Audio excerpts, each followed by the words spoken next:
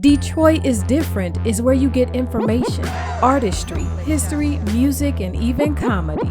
Detroit is Different, a home for the culture of Detroit. Visit online at DetroitisDifferent.com today. Welcome back to the Detroit is Different podcast studios. And today I have somebody that actually is like kind of staying in the neighborhood. You know what I'm saying? Really deep roots over this way. Northwest Detroit, we love it. Or the original Northwest Detroit, as they say, before all this expansion going further and everything. But a friend to entrepreneurs, a friend to students, in a lot of ways. I don't know how all the time presents itself to be coaching businesses and young people and being a mom and being a daughter and being a wife and just being a cool person and friend of Detroit. Christianne Malone, how are you today? Great. Thank you so much for having me. Definitely. So let's start this in this classic Detroit is Different journey. It always starts with your peoples in the city. How did your people make their way to Detroit proper? Oh, wow. So dad's side's from Georgia. Whereabouts? Macon. Okay. Augusta. Yes. Okay. And then mom's side's from Alabama. So you actually have roots that go to the top two migration states to the city of Detroit. Yep. And then, of course, from there, some history starts to get lost, over time. But, yeah, everyone came up here. Grandparents were teachers. And, then they both sets of grandparents and my parents grew up Northwest Side. Okay. Mom, 6 minutes away. Dad was like 6 minutes the other way. Okay. And then, they ultimately moved East Side. So I grew up East Side, but I always been West Side, going to grandparents' houses after school. All right. And being that you have that flavor of a little bit of Alabama and a little bit of Georgia. Now, you would be the best person to speak on this more so than most. When it comes to when it comes to that Thanksgiving or that Christmas or some good old soul food, which house, and this may alienate somebody is like going to be watching this like throwing a water bottle at their screen, but which house was like, okay, now this is where the dressing is, and that's where you go for the macaroni, and that's where you go for the greens, and, what was it like? So I would say grew up, we had a small household, small size of both families, so everybody always came together as one, and so it was always a blended Christmas. Every holiday was blended for both sides of the family, and we and honestly we're continuing that tradition now with my husband's side. So it's only 7 of us, for these holidays coming up, and we keep it small and keep it moving. So see, that's the political correct thing to do. But anybody that really knows, and I got family and roots from Alabama, but I do think that the Georgians, they add a little bit more flavor in the mix. And I know it's probably a bunch of people from Alabama. My people's is from Alabama, and I'm going to just be honest with you. Them Georgia people, boy, it's a different. It is definitely different. It's a different, I don't know what was going on. And I'm not saying, like I would say Alabama, the barbecue. Go to, if some people from Alabama are doing a barbecue, go there. But, you know what I'm saying? If it's just some traditional soul food, make your way to the... Right. But that's, you know what I'm saying? I know people throwing water bottles at me. So with this, with that connection, and you said teachers too. Mm-hmm. What type of teachers? My mom's mom was a science teacher. Wow. And then my dad's mother was a special ed teacher. Okay. So did that make it as a grandkid? Were you giving all these assignments? No, I was just a nerd. I guess I just love to learn. Actually, just growing up, love to learn. But I think all of us growing up in 80s, 90s, that we grew up as old souls anyway. Because you grew up watching Jeopardy and Price is Right when you're sick, and then whether Wheel of Fortune. So you learning, even while watching these game shows. Who knew that these game shows were slightly educational at the same time? And so I just always was interested. Going to the zoos and when there was Belle Isle Zoo. Honestly, I like that zoo better than the main Detroit Zoo. Okay. I've always just liked to. I had high curiosity, and I still do. Okay, so I'm guessing with that, I remember my grandmother here that spent more time in social work, but in social work at the time, connected to the Catholic parishes, social workers would deliver a lot of different things for resources for students. But encyclopedias for days. So I'm guessing you probably were one of them kids too. Oh yeah, I mean, there was dictionaries, encyclopedias laying around. You know, I don't know. I was always curious. So I was always just flipping through. The funny thing is, I was just cleaning up at my the house I used to live in, but my sister used to live in. My mom grew up in. And I had like some encyclopedias that I had back in college. And I was like, they're little ones, the new age ones. But I was like, I don't need these. I get rid of these. All right, let me do a classic Detroit is different right here too. Okay, for my younger watchers, an encyclopedia. All right, an encyclopedia.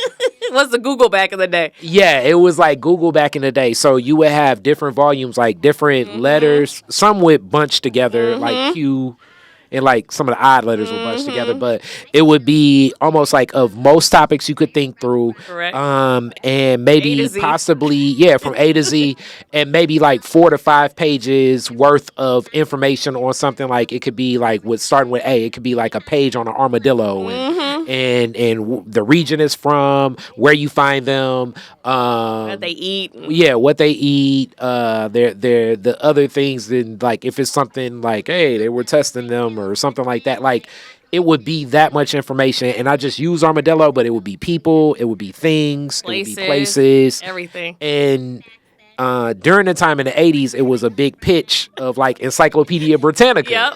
It was like beating like this commercial of like this All the cool white dude that looked like Parker Lewis, right. and he'd come on TV and be like, "You want an Encyclopedia Britannica?" And it made it like a connection. You know what I'm saying? And then they would update them too. Yeah. And so like, do I have the updated version? And inside the cells was some information, and you go into, and you all may notice this, like when you go into like old homes and stuff, if you all have an Airbnb and you wonder like, why do these books all look the same? That's probably a series of encyclopedias. That, or like Times had stuff too. Yes. There were so many. Yeah. So with this same curiosity, and you said science. So did that make you have like a curiosity for science? Like, did you? What age was she teaching? I guess I should say. What age did she teach? I want to say it was either high school or middle school. So both my grandmothers actually retired right before I was born. So that means that you had my situation. So they had a lot of grandma time with you. Oh, 100%. So, every time you're sick, every time you're off of school, summertime, anytime that, until I was able to drive, I was over their house. Okay. All right. So with that same, like, I guess, and teachers and stuff, and I think science teachers, because I had a great aunt that was a science teacher. So she had a lot of like all types of just fun stuff. It was like she had little specimens, like rock collections. She always had a bird feeder and feeding the birds, and so you start to learn what kind of birds there were, and just little random facts that Okay. Everybody's really surprised that I know. Okay, so you're that person. Okay, another person kind of like that is and shout out, I need to get him on here. Candia Milton one time. Like, I don't know, we were talking about, I don't know if people have noticed this, but more so last year to deal with the Black Squirrel Challenge, a lot of hawks and falcons began presenting themselves in Detroit. And as I know, people probably are looking like, man, it ain't no more black squirrels. I just saw one. It's not as prevalent. Correct. Because it was like maybe about 7 years ago. It was like, ugh. Now it's like a lot of feral cats everywhere. It seems like, but then we're talking, and then Candia just starts like just speaking so much of that information, and you were that kid too. Then, so we actually went to the same high school. Wow. He graduated like 5 or 6 years before I did. Okay. Okay. So you had like that. What would I say? Like just that. Yeah. That nerdism, that black before nerdism. Pre-internet, you were the like people would come to you like, wait, if Chris know it, then it gotta be the truth right here. Hey, I mean, when the internet first started, and like the first program on the internet was like Prodigy. Yes, I remember Prodigy, and that was like Encyclopedia online. Yeah. I was like always up in there all the time. Just randomly looking up stuff. I don't know. It was just. Okay. Whole different time. So your mind and that curiosity to find, were you that kid that was like always asking questions? Actually, no. I would like search them out myself, honestly. I mean, I'm still the same way. I mean, don't put me on a research project because I will dig up everything and some stuff. We clearly know that, and we're going to get some more forms of that. So your parents, during this time, what were your parents doing? So both of them were working at IBM, so that's where they met. Okay. Working at IBM, and mom was more on the sales side. Dad was on the they called it mainframe, but more like the hardware side, coding side. Okay. Yeah. So just like this, like a lot of nerdism and intelligence just going all around you. Mm-hmm. Older brother, sister, younger? Younger sister, 4 years younger. Okay. So you were big sister too? Yeah. So I know you were pouring into her like, hey, you got to read this. Well, no, she was kind of always on her own, but it was just, but being the older sister, you're always the guinea pig of everything. And so the first one to figure out what, parents are testing out everything on you and the theories. Mm-hmm, everything. So, it's that first child perfectionism and, Okay. Yeah. So like it took before like she could get left at home with just you at like 8, but for you it was like you got to be like 15 or something. Right. So, here's a babysitter. Yeah. Yes. Mm-hmm. Yes. Actually, though, but I would say growing up back then, it wasn't too bad because usually if they went out, they hung out with their neighbors quite often. So they would just be like across the street or down the street. So they would be like, just don't open the door for anyone. You always learn where the protection items were in the house and what to do, what not to do. And luckily we always had dogs. So that was, the additional security blanket there too. All right. I do want to talk about being a pet owner as a child, which is kind of like parent. You are a pet owner, but but even before we get there, you mentioned the East Side. Whereabouts on the East Side? So at right down the street from Belle Isle, but it's not the Indian Village side. So it was the Berry subdivision. So it's on the water side. I would say the easiest way to recognize is more like where the mayor lives, that neighborhood. What was that like being over there? It was always diverse, but you always saw two different sides. I mean, you had one side of Jefferson is like the residential, side, and then you go immediately across the street and, liquor store, laundromat, barbershop, and you constantly have seen it change over all the years. And even from, what was it? It was, I remember that, let's see, where did it kept changing. So it was like, across the street, there was a McDonald's, but before you got to McDonald's, it was like this shop. And I remember this lady, and she was a black Jewish lady, and she made the best corned beef sandwiches I've ever had in my life. And I'm like, I wish I could find her. I mean, she was old, so, probably God rest her soul right now. But literally, it was the best corned beef sandwiches. But that little corner spot has, changed. And now, I think it's a barbershop now. It's you constantly see the evolution of, the different places that are literally across the street. And you're like, oh, I remember that was a bar. Oh, now it's a barbershop. Oh, now it's a T-Mobile Boost Mobile store. And then, that used to be that, and now it's something else. And so I would say it had a neighborhood feel, but, but across a major intersection. But you got to see, all different things. I mean, from fireworks and literally just going down to the end of the street to watch fireworks. Never had to, really drive anywhere But I would say the lucky thing is that because I always came West Side, I saw all sides of the city. And, whether going to Dearborn for something, well, granted, Dearborn is in Detroit, but, the whole metro area, it wasn't like I was isolated in one place the entire time. And you would say, was it other kids over that way? Oh, yeah, we had a neighborhood full of kids at the time. So grew up hopping fences between yards and, going to play at each other's houses and running like a little pack together. Okay. There was no place really for us to, we didn't ride our bikes all around, but, we went down to the parks that were just down in the street. But, yeah, we rolled pretty tight. Yeah, and then also, in that footprint, you have apartment buildings. And at the time in the 80s and 90s, Detroit was such a home ownership space that I assume that the apartment building kids probably have and I have yet to interview one, but in all these Detroit is different years, but I assume they kind of probably come with just a different perspective a little bit. You know what I'm saying? But were they kind of in y'all crew? Not really. Nope. It was just all the kids in the houses right there. Okay. Because there was a co-op at the end of the street, and the co-op usually was older, senior folks. So there weren't really many kids there. I would say maybe there's kids now, as a new generation has moved in, but it was definitely always more of the older folk co-ops. And then the Jeffersonian was right there. But I would say there was always kind of still adults as well. We really didn't see many kids. Okay. Yeah. All right. So in this same journey, like I said, being a kid, pet, parent. Yeah. What was that connection like? What do you remember of having those dogs? You said dogs. What's the first dog you remember, and what was that relationship even as kid and dog? Oh yeah, I mean it was. Let's see. There's two of them. So we had Keyshawn. His name. Well, we had two Keyshawns, Casey and Sebastian. And then then Sebastian. Well, there's constant overlaps of dogs in between. But then we also had Great Dane and Chihuahua. Rocky. You had a Great Dane and a Chihuahua. And one second, how old were you with this Great Dane? I definitely have pictures of me being 4 years old with the Great Dane, and the Great Dane and I basically stand at the same height. Okay, what was it like? What do you remember about the Great Dane? Because that seems like a heck of a dog and responsibility. No, not. I mean, honestly, Great Danes are easy compared to the little dogs. Are the ones that are hard. Okay, so the Chihuahua was the one that was like, okay. Yeah, those are the feisty ones. Great Dane. I mean, it was just like a playmate. Climb over it. Lay on it. It was just a pillow. Always there, just to kind of be by your side. Extremely loyal. All the dogs are loyal.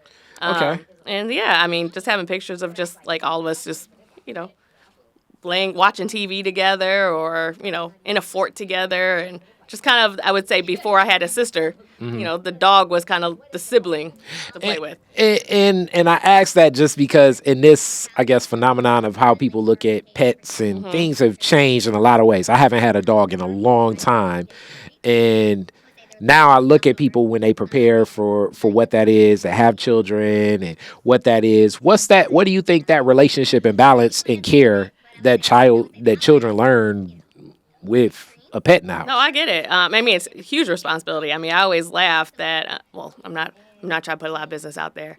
I would say understanding the responsibility that comes with another life definitely makes you appreciate what it takes to take care of another individual, or a four-legged being. And I would, there's patience, but you just can't up and have. I would say pets are the best birth control. That's how I'll just put it that way. Just be blunt with it. I would say having a pet lets you pause and you're like, okay, I have to go home. Like, you don't have the same schedule as someone without a pet. You have to take care of it. You got to take it to the doctor. You got to get it shots. You got to feed it, water it.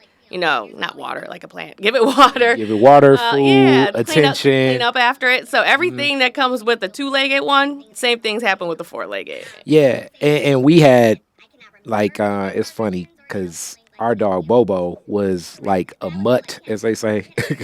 and then we had like street cats, Pizza and Terminator.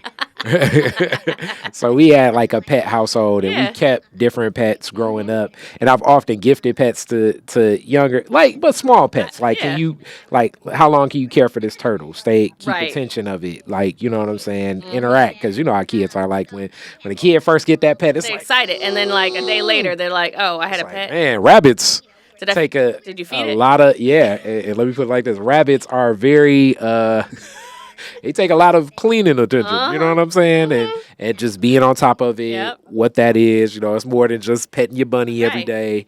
It's really being active, like you say. It's a different type of relationship. And you've had that, and you said you've always had that. So that's interesting that your parents, most of your life that you remember. So did that lead to as you got older, it's yeah, come on, bring these dogs in. 100%. My husband's he's like, really? Hilarious. You're going to find a dog off the street and just bring it in? I'm like, maybe. But the thing is, though, so speaking of the neighborhood, we had a vet literally across the street, too. Okay. It was, and then that place went from a vet to the hair salon that I went to before. Okay. Now it's vacant. But, you've seen the evolution of that space as well. And the vet was always like, oh, this dog came in or a stray or, maybe someone surrendered it at the vet or a rescue had brought it in and it needs a place. And they were like, oh, this dog needs to be fattened up. Why don't you give it to the Sims? At the time. Y'all were the place where it's like, come on. Yeah. Come on. Was that more of was that the Chris decision on behalf of the parents, or was that a collective? It was definitely collective. It wasn't me. It was Okay. All right. So you had some paw parents as well. Yes. Okay. Correct. Now in this same journey, we're there. School for you. Yes. What's your school journey? I am a like I went to University Liggett, and I was actually a lifer. So I went there from preschool all the way through 12th grade. Okay. So I went to Grosse Pointe for school, but grew up in Detroit. But always, so I saw the super affluent lifestyles of folks, in the points, back to the east side, driving through, neighborhoods, and always coming back to the west side. All right, and then let's unpack that a little bit too, because each point is a little bit different in points. Because Correct. it's like you drive through some points, and it's like, man, I feel like I am definitely a part of the 99%. Then you drive through some points, and it's like, am I in Kentucky? So, what is the culture at some of those points? Yeah, I mean, you see it all from the shores, which are the huge houses that are, on Lakeshore, aka Jefferson, when you enter Grosse Pointe, and the park, which is right up against Detroit. So, I would say there was a little bit more crossover. There. You have the woods, the city, the farms. Did I get them all? Yeah, 5. Yep, that was it. So each one has a little bit, but I would say the outliers are always, more the extremes. Hence the park and the shores, and then in between, it's all kind of pretty much similar. Okay, and being, and I'm just guessing at the time because we're basically, in that same boat, even though I think I definitely got you by a couple of days. But what was it like? How many black students were out there? Did you feel like, okay, 1 second, I'm like one of the few black people Right. out here. Like, what was that like? Great question. So I guess being in that environment my whole time, whole life, luckily we had a great class. I mean, unfortunately we could pretty much count all the black people definitely on 2 hands. I'm not trying to think, like maybe 1 to 2. Yeah, between 1 and 2 hands, depending on what grade it was. But I think there was always the awareness, like parents were always you could never forget you're black going to this school. Especially there's so socio-political things that continue to come up. I would say there wasn't.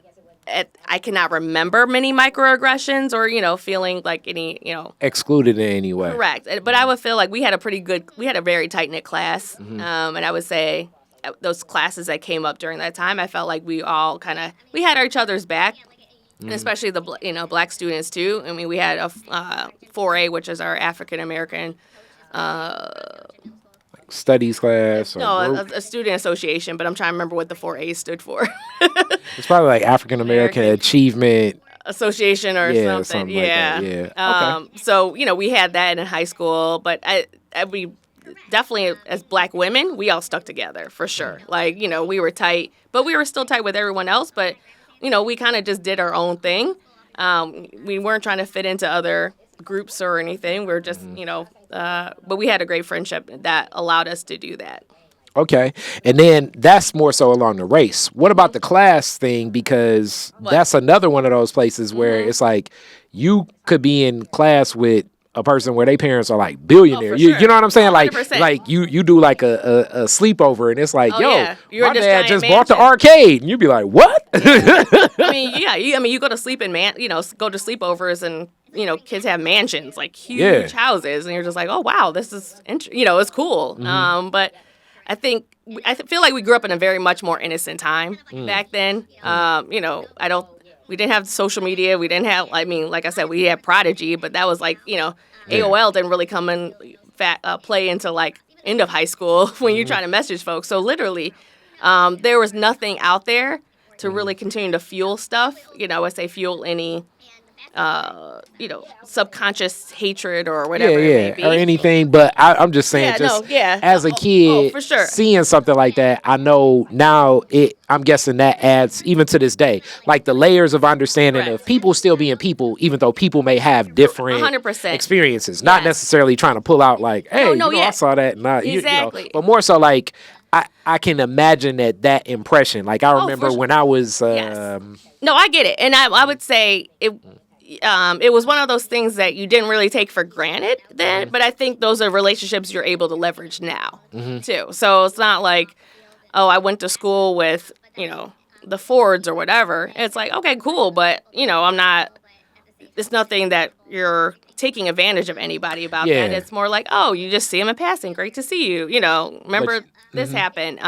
And there is a lot, and I think that continues on just like as we're growing older and everyone's in their own careers, that you continue to run into individuals that are, everyone's, there's successes all across the board. But you're able to just be like, oh, wow, it helps you feel like you want to achieve even more so. But I would say being at least for me, and I would feel like this carries on like, to this day. And also something that I definitely stress with like the students I coach, because being in a sport of lacrosse, hence the reason why I started playing it, because I went to Liggett. You were definitely one of, if not the only black person on the field. Now, the team at Cass, they're a whole team of black students, but going usually typically a team of all predominantly white students. But I felt like you always had to prove yourself to be even better. You knew you're a black woman in the classroom. And there were, at least for me, I felt like I had to continuously prove like what I know, who I am, and not just kind of fall for status quo. Like, no, I had to rise above and, stand out or be very pragmatic in the way I did the work I did. And not just think that, oh, I could just kind of, blend into the background, because you were never going to be in the background. Yeah. You're a black woman in a class of, predominantly white students. There was no way to hide behind anyone. And so, I think that was... that was like more so the connection.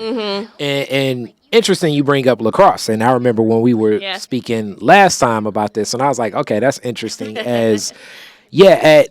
All right, right now, lacrosse, and not even just like, because it's different pockets, and that's what's unique even about the points, because the points have different, even like, I guess, class systems of what whiteness represents and things. But lacrosse is one of those sports usually played by more affluent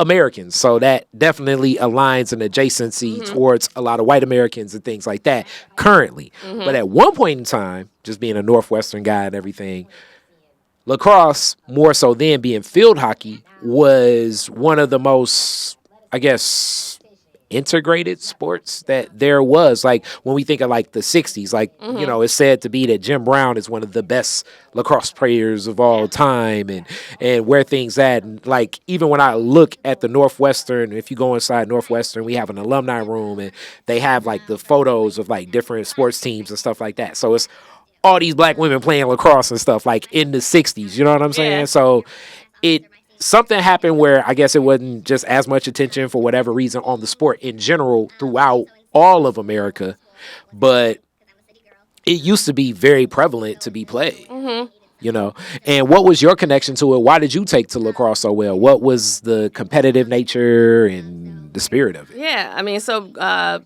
being at Liggett, you were required to take gym class, and so even in middle school, and our gym teacher, she was a lacrosse player, field hockey coach as well, and the lacrosse coach in middle school. Okay. And so, part of the gym curriculum, you get exposed to a variety of different sports, and that was one, and it just kind of clicked with me. And I think the roots of the sport, being a Native American sport, that it had so much history to it. It wasn't just a, recreation. Correct. And I felt also because it was different. It wasn't the same old. But it just kind of was just something I gravitated toward and played all through middle school, all through high school, then 2 years club in college. It's a tough sport though. Yeah. And when I say a tough sport, I don't know if people, you can Google it and everything, but if people watch the game, like, it's a physical game. It can be competitive too.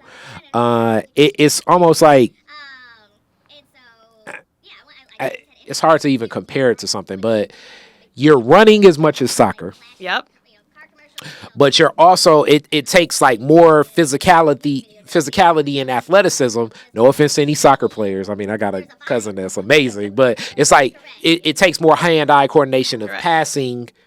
It's like you bring basketball into it's like a little basketball, a little soccer, a little rugby, all together. Correct. And then I would say, there's kind of like a hockey-ish, in terms. So, the goal, to make the going back and forth. So, I mean, a lot of sports I would say that we play now, you can use the same skills in those sports and succeed in lacrosse. Even though lacrosse is the oldest sport in North America, maybe the world, who knows, or I wouldn't say the world because origins in Africa, but, definitely the oldest sport in North America and the fastest sport. So yeah, I was gonna say it takes a lot of running. So you I was took in shape. to that. I was in shape back then. But I'm saying, but it's not. I mean, a lot of people be in shape, but still don't want to run all day. Yeah. Like that's where it's like the running of soccer. You know what I'm But saying? you're running with a purpose, though, so it's not Okay, like, so you don't feel like No, I mean, sorry, no offense to those track and field folks, but I'm like, you're running for to try to score a goal. You're not just individually trying to achieve. You're doing this for a team. Okay. So it's a little bit.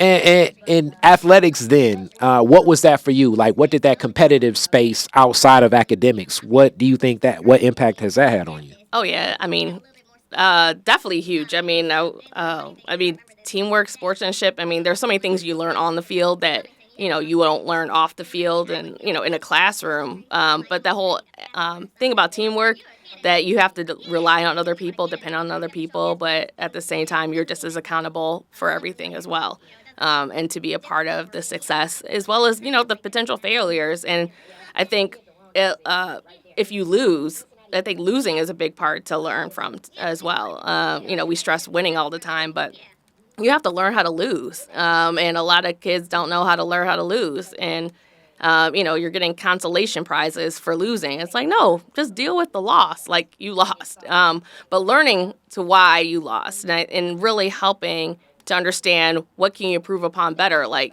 that's why, after NFL games or basketball, I don't care, whatever professional sports team, they run tape the next day. Granted, we didn't have tape back then. But there's truly a reason why, you learn to see how you can continuously improve. And I think that's what sports can teach you is like, how do you continuously improve and get better and learn for whatever mistakes or mishaps or, successes that took place. And how can you, make it better? Or when you encounter that same scenario the next time, how can you pivot or, work through it? And so those life lessons that you see on the field is literally everything that you deal in every day. I like that you said that, especially like when it comes to business, because you're right. I think, usually it's like I'll say, man, I took the LL Cool J today. But, I've learned so much, so I look at it like an investment. And you're right. It's so much you can pull off the tree first after you deal with your own composure of like, damn, I just took the L.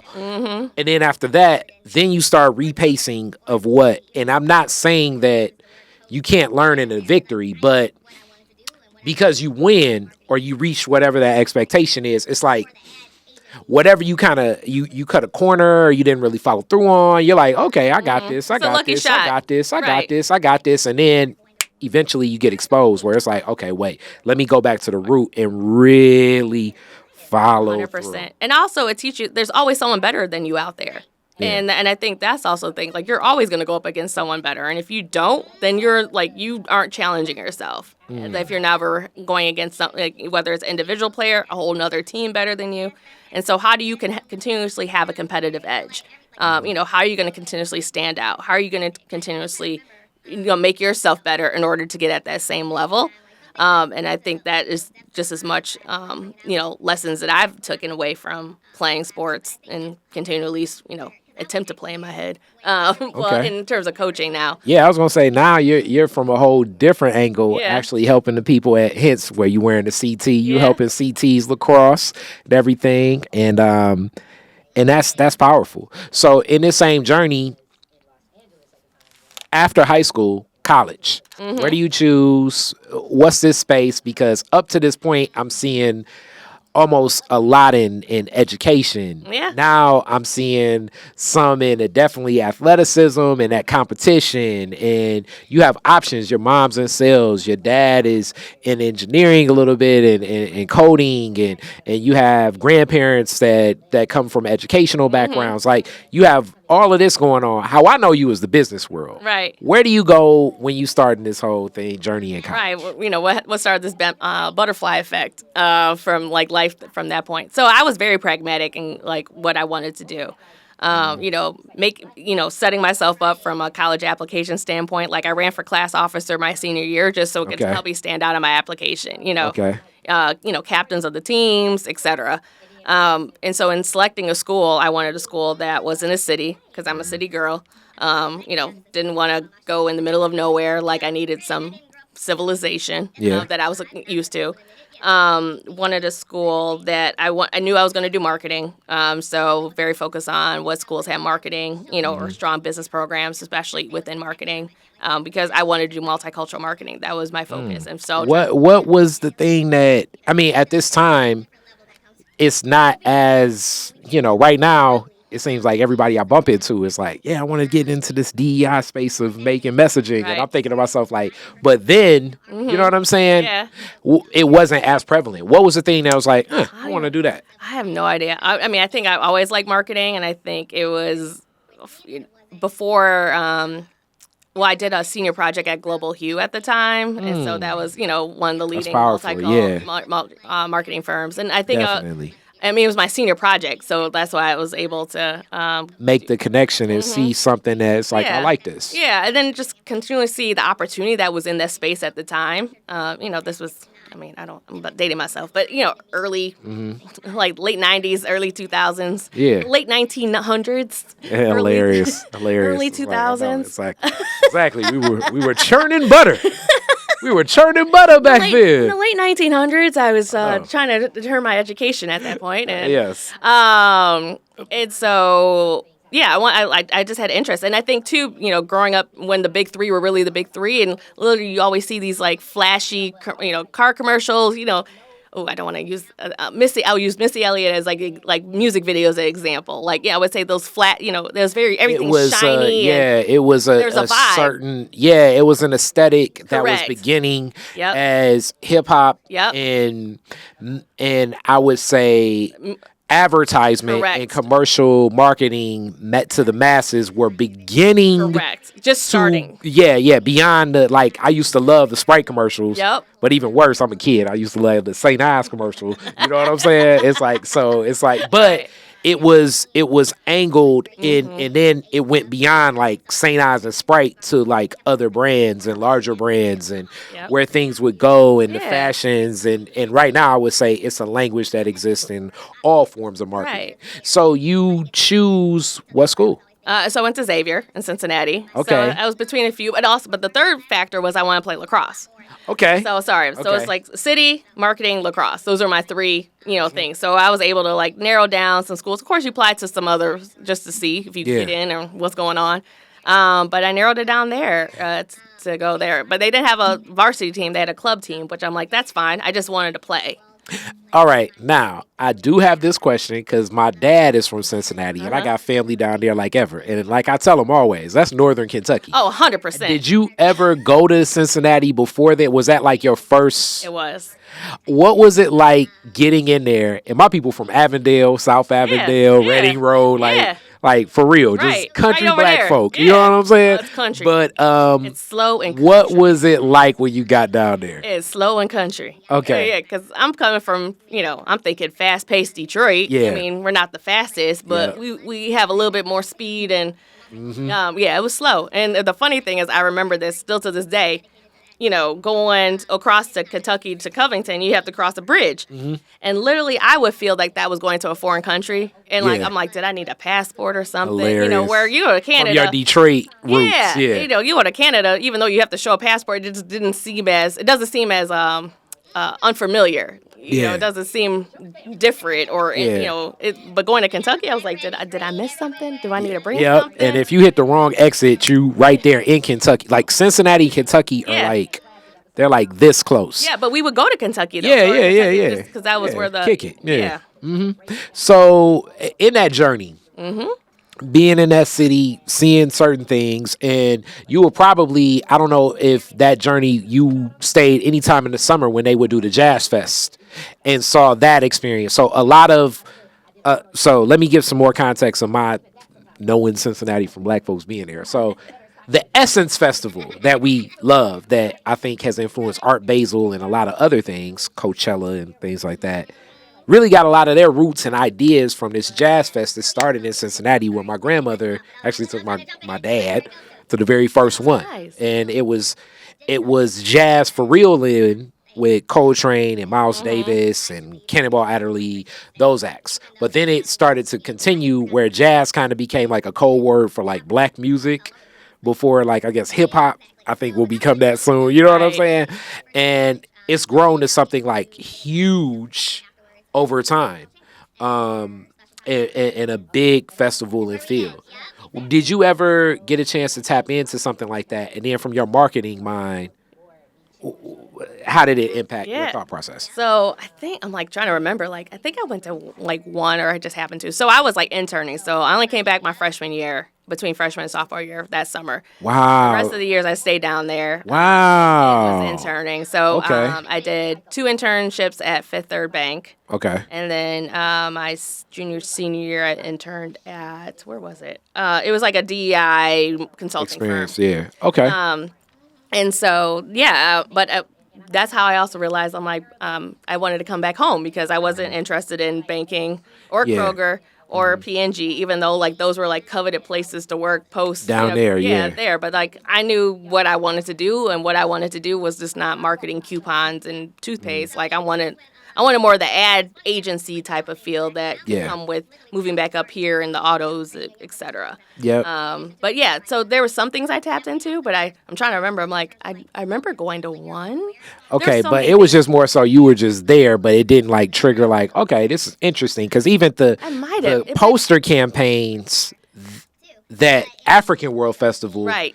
at one point in time had that. So this is a shout out to Jamon Jordan and Njia Kai. If we could collect all of the posters of each African World love Festival, those. I think that would be an Huge. amazing like. Because we had posters for every event down here, from Jazz Fest to African World Fest, even when the Grand Prix were down here. Yeah. Like the original ones. Yeah. Like we have posters for everything. But I'm trying to remember. I'm really bad when it comes back in time. Like some things I just push to the depths of my mind, so I have to like bring it out. But no, there's definitely opportunities to collaborate. But I think that helps shape because I was actually there when their racial uprising happened. And my I was first going to year. touch on that, and also our good brother, because this is what's so funny. Rest in peace, Granny. But that's where she was really liking our old police chief, James Craig, because James Craig at the time was in Los Angeles at the time when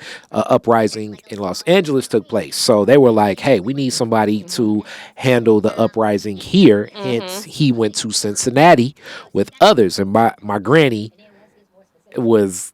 She could be sometimes some of the most conservative. She was like, he just got that stuff straight and da-da-da-da. So we would debate back and forth and stuff. And I'm like, hey, your guy.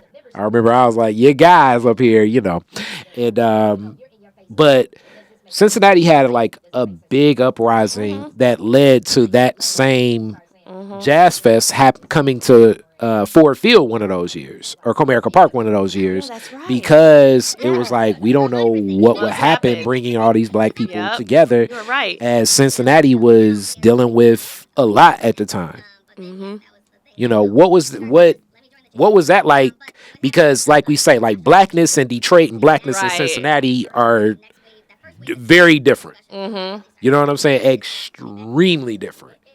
So what was that like for you being a Detroiter, Yeah. seeing that and then witnessing kind of knowing a little bit more of the pulse of black folks there? Right. I mean, honestly, I came down to Cincinnati with a chip on my shoulder. Like, I'm from Detroit. Yeah. Granted, I didn't grow up, at the hardest of lives, and I'll be the first one to admit it. Yes, I went to Liggett, but yet, at the same time, you'd still, I definitely was exposed to things. Yeah. And so it wasn't that I was a sheltered being, I would say I was protected by my family, but I was not sheltered by anything that was taking place around.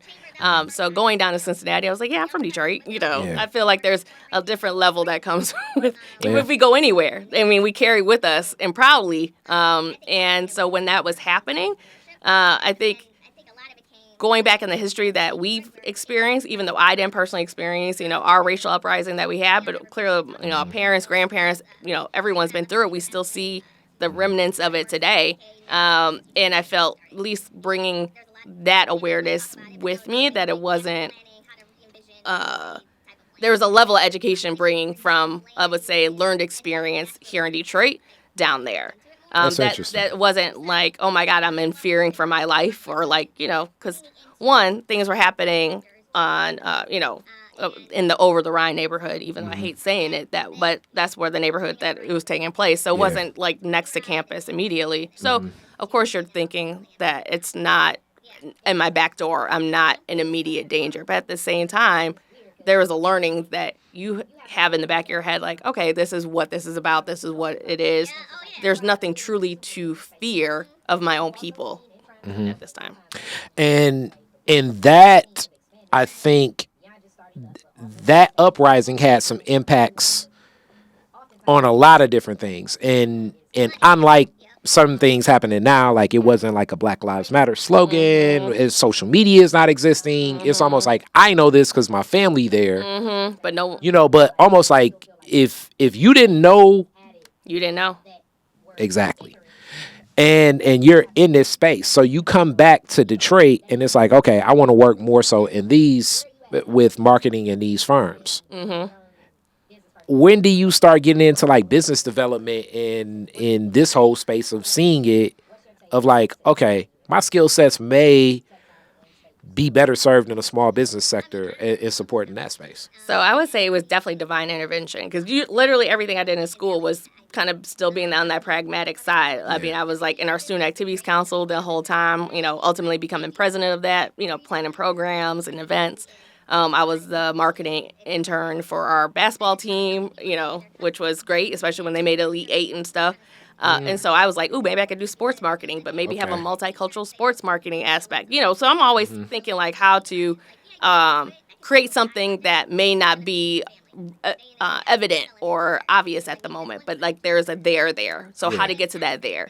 And so that's what I was always thinking. So that's why I was like, let me try the sports side. But my advisor was like, no, like you could take a sports marketing class, but you'll learn a lot more if you just go from a traditional business route. So I would say that was some of the best advice that I could receive, because I was able to experience the basic, what I needed to experience in order to help make a decision, but also help me in, preparing for the future. So coming back here, I would say it was divine intervention. I mean, I literally came back, did a first stint at Campbell Ewald, thinking like that would be my like breakthrough into advertising. And was in the recruiting side, though. So they didn't have any openings on the account side. So I was like, oh, well, let me hire folks. So hired a lot of friends that, that to this day that they're like doing amazing things in the marketing and advertising sector. And just being, able to, open that door for them while they continue to open doors for me. So, it was one of those like, where can I be of impact? Because coming in on the advertising side, I was doing that from like a DEI perspective, like how to make more diversity in advertising, because honestly, advertising is a black hole for black folks. Like, unless you're at a multicultural firm or, black-owned firm or a Latinx firm or whatever, more dedicated to that niche, it's not an industry that's mainstream for anybody. Nah, it's not. And it's gotten better over the years, but it still seems patronizing. 100%. And sometimes it's weird because at sometimes, like, like I even say, like, it's like the black advertisement voice around like Black History Month. You go hear the like, you want to make sure you connect with your family. And it's like, yo, man, come on, man. They got some black, they can read red, it straight. And you know what I'm saying? Like, they can read it straight. You know what I'm saying? Like, you know what I mean? Like, it's like getting on down. Right. You know what I'm saying? Like that classic episode of, I don't know if you watched that show Atlanta, but that episode where like it's the transracial guy, and then they have all of those advertisements throughout. Like the Charger ad and the what is it? It's like a cereal ad, and it just you know what I'm saying? It's like, this is so interesting. Even like and I need to release these too. Like I did a photo shoot for stock images of black people, but even that sometimes bothers me, where it's like, yo, man, it got to be some better stock images of the African American experience sometimes, because it's like it looks. They're like yeah, no, it's like, I don't know if she would style her hair like that. You know what I'm saying? Like, that don't look sincere. You know what I'm saying? But but Sorry, didn't mean to cut you off, but I was I'm trying to jump ahead to like where I it want you goes to, yeah. So it did become the place for me because they, found a reason why I should leave and a white person should stay. Yeah, Even though they had a worse, I just forgot to fill out one form. They losing job requests all over the place. But sounds like America. Exactly. So, but that was like, that was a dose of reality, first out of college. But then I was able to get a job, pretty soon afterwards at the Detroit Regional Chamber as their special projects coordinator. And okay. And I think that's when we first met. Exactly. Yes. So in that space, I was like, okay, this is interesting because Lord knows that was more me chip on shoulder, Kwanzaa stuff. A lot of stuff's running in that time. Yep. And at the regional chambers, this is where you kind of began meeting people like myself and others. And it's like small businesses are, and that was a moment in time. And I'm not saying small businesses ain't kicking ass right now, because they are. But it was like a moment in time that it seemed like people was like, we about to push this door open. And you either gonna ride with us or ride or you against the grain. And it was enough of bandwidth. And I know I may be romanticizing that era, but it just seems like something about like maybe 2000, I would say maybe like 2008 to about 2014. It was like, yo, if you got an idea, let's get it. Stop talking about it. Let's do it. Yeah. So that's when so it's funny that this is like talent things coming back around, because that's literally what I was charged with, as creating a young professionals group at the chamber, in addition to doing a variety of other things. But I would say that was the first true exposure in terms of like small businesses. Like, you're always aware of small businesses. Yeah. My dad was starting little businesses here on the side. Between IBM and he was at CompuWare before too. But it was just seeing. It was a true more like exposure to small businesses, because you see them around, but you don't really make that correlation of like, oh, that's a small business. I just like, oh, that's just the barbershop, but that's just laundromat. You don't really put it in a small business context, even though it is truly. Yep. So I would say really then seeing even. I'm trying to watch my words a little carefully. Not carefully, but just making sure. The point gets across the right way, so people interpret it the right way. That's all. Marketing people, communication. Exactly. So even the chamber has a small business focus. However, it was also helping to advocate for all business needs. And a lot of times for the members that are, In the chamber, what it does, it's like the chamber, I think, is what it needs to be as an institution, but it's the same thing. Like, it's like a university. I would say a university has many different colleges, and it's a banner of everything. Yes. But you need a college of psychology or a college of medicine or a college of law, because it's like, it's just too much to focus on the nuances and then go deliver these specialty needs to everything. Correct. So as a metro chamber, compared to like a small, community chamber, yes, it definitely was an institution. I think that's the best way to put it. And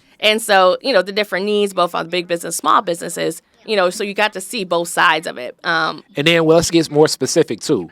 And it's multiple small businesses, but especially startup small businesses in the chamber. And I'm not saying don't make those connections, because you need those connections. But when you're starting up a small business, the membership itself could be maybe not the most, you're in your face of like, does this make sense to you? Right. Does this make sense to the people around me, my stakeholders? Right. Let alone before you start saying like, okay, when I get in here, this is what I have, an offering, a pitch. You're meeting people with this just like, I want to be in business. Yep. And it's like, I don't know if you need to be at the chamber right now. 100%. Because that was the thing. Like, oh, you have a business, join the chamber. That was, now we have so many more options of way people can network. But then, that was the thing. Like, oh, I started a business, let me join the chamber. But with having the young professional focus, I think that was like that first, next wave, that first wave of talent discussions that really started to hit here, that is now coming back full circle.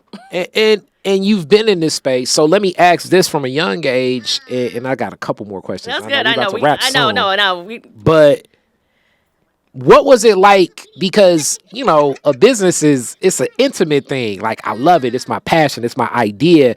I often explain it like explaining your business to somebody is like trying to explain a dream you had to somebody. Because it's like, all right, man. And then the unicorns came and then they smacked me in the face. And then it's like, yo, what is this person talking about? This person's crazy. Right. It can feel like that. But you're in this position, hearing these passions, hearing these dreams. Following sometimes, but still like I want to be in this space. Yeah, I would say. I mean, it just really. I would say being there, the chamber. That was our first time because, you have young professionals with their own businesses, them working in corporates. So it was a great mix of people that we were able to expose to. And then after leaving the chamber, I think that's when it really went headfirst into entrepreneurship.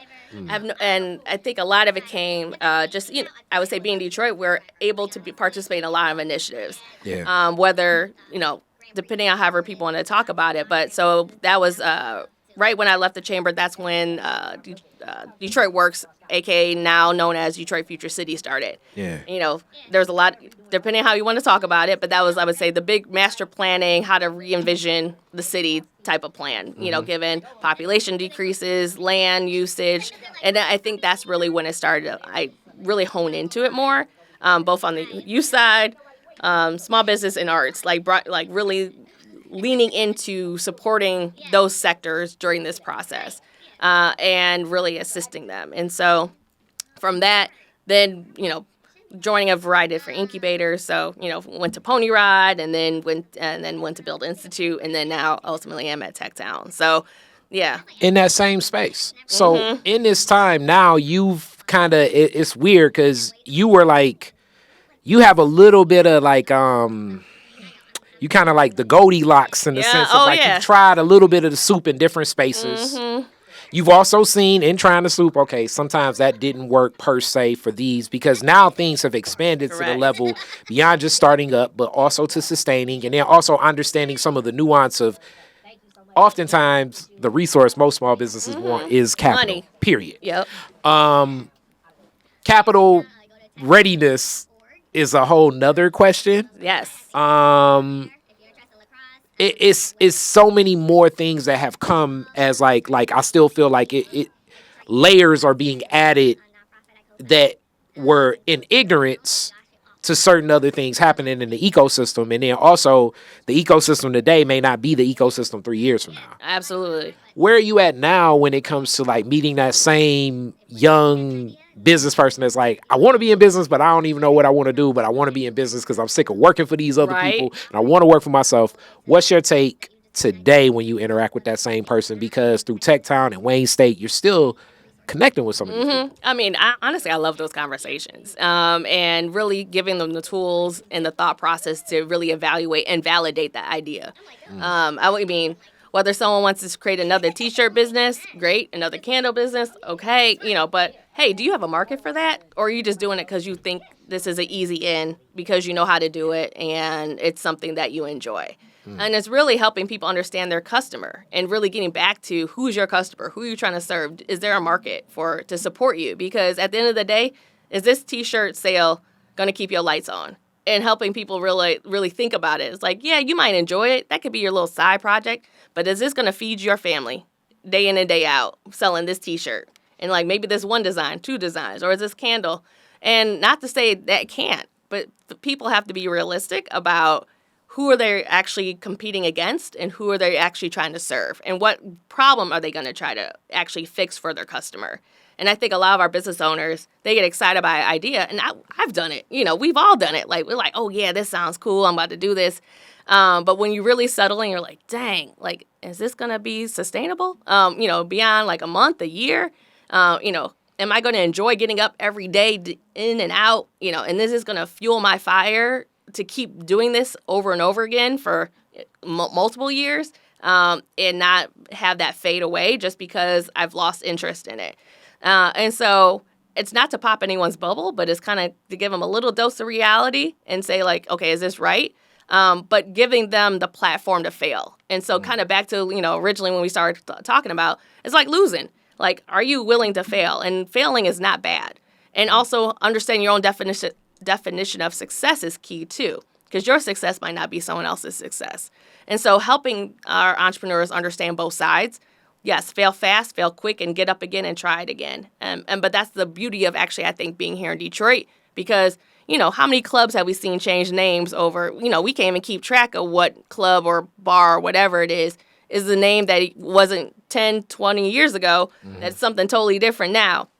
And that's because, club owners, they failing fast, they failing quick, and next thing you know, they have a new sign up, and no one knows the difference. And so, I think we are a very forgiving ecosystem here. Like, you can fail. As long as you didn't hurt nobody, you didn't steal from nobody, sure, we'll support you again. Try this next idea. Try this next iteration, and helping them keep learning. And I love that you said that. You said some things that I've shared with people almost to the point where I'm gonna take that clip for sure, chop it.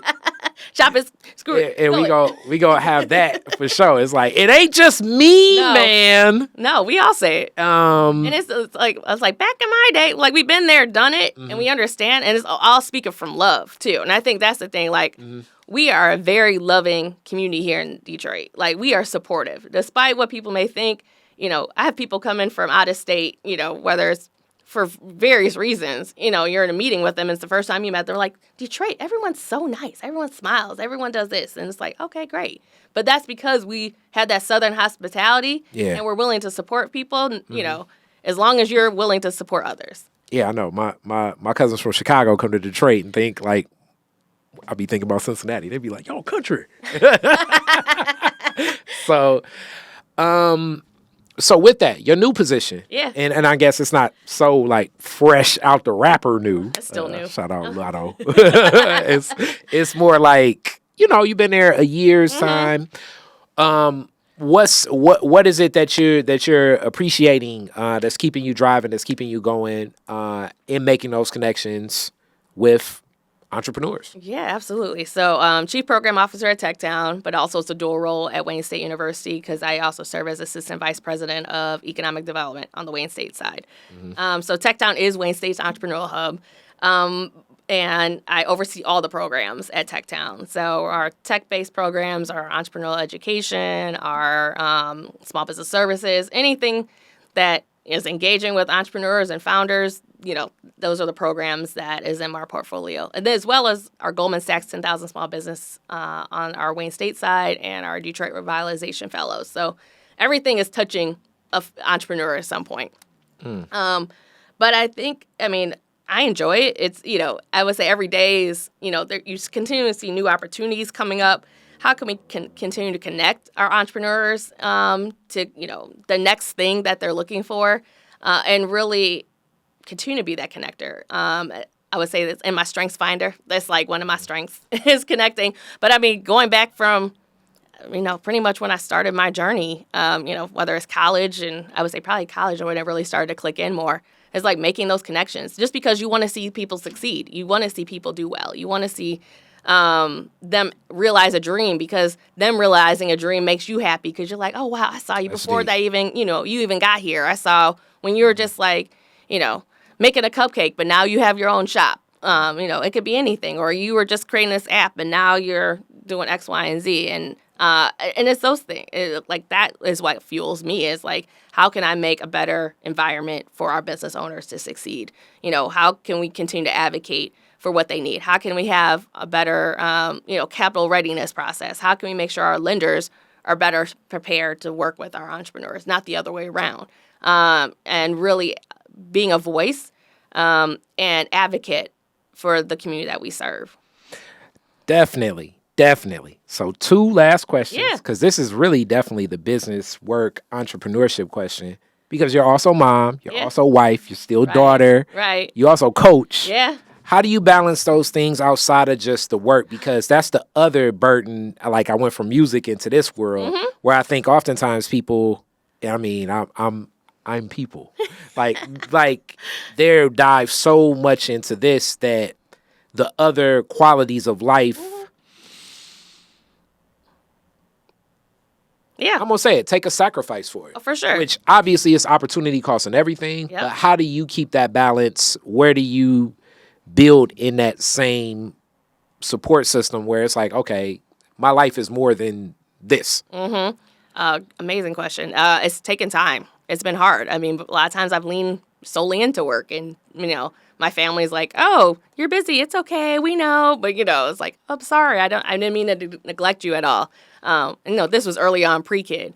But honestly, it's happened again a little bit, like leaning into, a lot of demands have, come through the workplace. But now that being older, I know what it means to have a team around you. So team in the workplace, team at home, team on the field, having strong teams around you that you all are kind of back to that teamwork that we talked about, that you're accountable to them, but also they're there to support you and then support things going forward. And so, yes, you might lean in something a little bit more, but you have a team there to back you up on the things that you aren't as present for that you should be. And no one's going to be super person, like man, woman, non-binary, whatever. You're always something's always going to get sacrificed. Something's always not going to get all your attention, and you just have to be comfortable with that. It's like being comfortable with not being perfect, and it's hard for us as human beings that we always want to be perfect.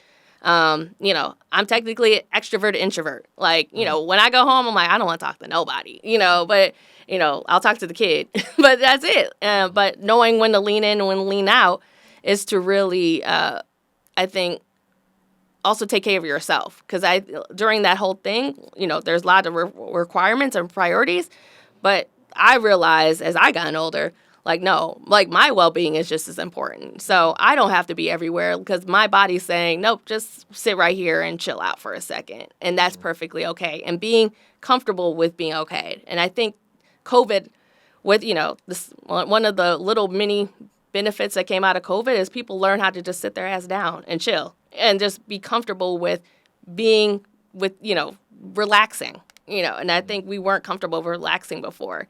We were always trying to prove something. Social media probably added to that we're always like, I'm on the go. There's no stopping. There's no sleep. No, you need sleep. You need rest. And if not, your body's going to shut you down eventually to say you have to do that. Yeah. And you rather take the helm of that. Yeah, 100%. Than your body shut you down for you. And then next thing you know, you have to play catch up, and which is even worse. And then you're back to this stress cycle. And so, it comes with time, but just knowing that you getting a good support system around you, but also knowing where you can add the most value at one point in time. Like, you can't do it all for everything, but what can you add value to and key points of value for everything that you're a part of? Which leads to the last question. Yeah. And I love that you actually, let me say this in marketing too. I was so amazed with that response, for real. Because you actually touched on the 5 Ps, or like representing it to the person without it sounding all marketing-esque. Your favorite adjective. Ooh. What is your favorite adjective? I hate these questions because I'm like, there's so many. It's the ADD in me. I'm like, okay, what else? Like, what can I pick? At this moment now. Let's just put it like that. I know. Oh, favorite adjective. Oh, shoot. Of course, there's like something like right on the tip of my tongue, and I can't think about it. Favorite adjective. Jeez. Oh no. I wish you should have told me this earlier. I could have been prepping this one. What is my favorite one? I don't know. There's so many. The whole dictionary, the whole encyclopedia. No, where's my encyclopedia? Wow. Like, where am I now? I'm like, what is my well, that's a noun. See, that's the thing. I'm thinking words, and I'm like, no, that's a noun. That's not an adjective. That's a verb. That's this. Give me another question. Let's not think about that one. I'll come back. All right, I'll go to my old Detroit is different questions then while you think. All right, your very first car, year, make, and model. Yeah. What year did you get it? 1998 Saturn SC1 blue little coupe. Okay. Yeah. And what year you get it? 98. Oh, so it was new. Yeah. Okay. Where's the first place you went when you got it? I don't remember that.